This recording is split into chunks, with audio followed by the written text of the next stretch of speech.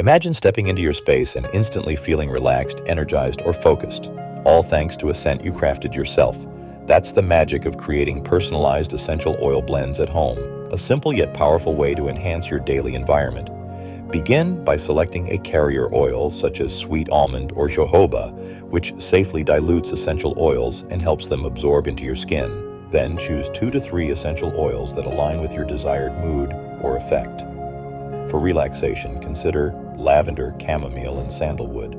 For energy, peppermint, citrus, and rosemary work wonders. In a small glass bottle, combine 10 to 15 drops of your chosen essential oils per ounce of carrier oil. Shake gently to blend the scents thoroughly.